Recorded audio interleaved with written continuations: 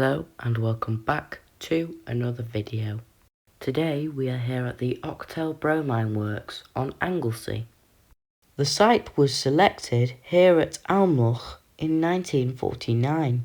The facility was then established here in 1950. In 1951, the Anglesey Central Railway was extended from Almloch Town Station to the site. On the 11th of November 1953, production of bromine from seawater and EDB begins at the site. On the 17th December 1959, Almloch achieved 1 million man-hours worked without a lost time accident. In 1964, Almloch's capacity increased to 15,000 tonnes of bromine per year. A new sulfuric acid plant was built at Almloch in order to improve the economics of the competing Hale works. Almloch required 15,600 tonnes of sulphur per year. This was imported via the port of Mostyn on the Dee estuary.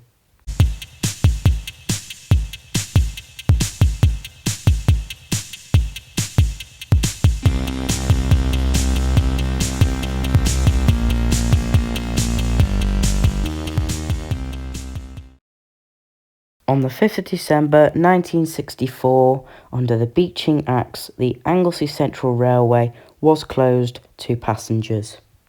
However, the Octel freight yard was kept as it amounted 70,000 tonnes per year. From 1968 to 1969, building and commissioning of Recirculation Unit 2A commenced, as goes for a new seawater intake and pump house, which you can see now. March 1970, seawater pump for Unit 2A was starved of seawater. This was due to shingle and small rubble in the intake. On the 23rd of May 1970, the Britannia Railway Bridge across the Menai Strait caught fire. One of the results due to this fire was that the railway could no longer be used for the transport of chemicals. This would mean that the chemicals would have had to have been transported by road. In 1972, Project 39, to build a recirculation for BOT Unit 2C, commissioned to eliminate environmental mist and fume. In June 1973, an informal meeting between Works Manager, British Rail Stoke Division General Manager and his freight manager said the cost of running the Almloch branch was raised. British Rail approached this by asking if Octel would be interested in taking over the line for a small peppercorn rent. The idea was rejected. An indication was given by British Rail that a facility charge might be appropriate.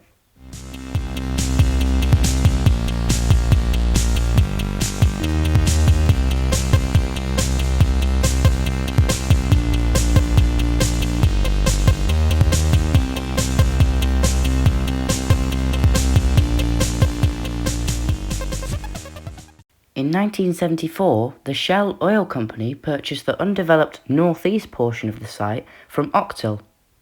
They developed an oil terminal capable of discharging 500,000-ton oil tankers from a single mooring buoy. The site was chosen to avoid the congested waters of Liverpool and the tidal restrictions of the Mersey. Close cooperation between Octel and Shell was established at this time. In 1978, the distribution manager negotiated a facility agreement for the Almloch branch with British Rail Stoke Division. This was signed during an LM Region General Manager's visit to Almloch by David Bin and Walter Greaves, the Octel MD. The agreement was a modus operandi for Octel to have sole use of the line from Garawen.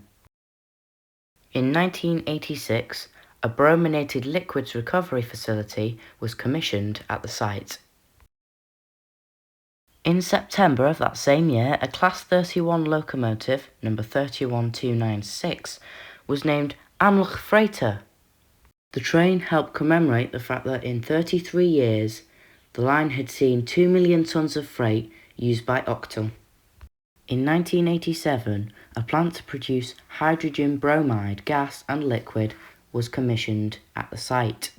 In 1989, the commissioning to use a hydrogen bromide gas to brominate dichloromethane to make bromochloromethane and dibrochloromethane commenced. In 1989, Great Lakes Europe purchased the Octal bromine business. Great Lakes were an American-based company who specialized in bromine chemistry. Later that year, design and operation of a large-scale pilot plant at BOT2 to study the factors which affect the efficient extraction of bromine from seawater commenced. Sadly, the last train from the Octal plant ran in 1993. All further chlorine deliveries were by road. On the 15th of July, 1995, BO2, used for producing bromine from seawater, was badly damaged in a blaze. 2 of the 30-metre-high steel towers were completely destroyed. Yet again, in 1997, disaster struck. A release of bromine from Octal's plant in July injured 5 people and kept local residents confined indoors. On the 31st of December 1999, more disaster struck. A complete planned shutdown of the site was required to be completed by 12 midnight. This was due to fears about the possible implications of the Millennium Bug on process instruments.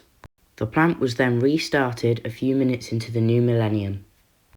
In 2003, Great Lakes planned to close its Newton, Aycliffe and Amlwch plants. In March 2004, production stopped at the site, although decommissioning and decontamination takes another 9 months.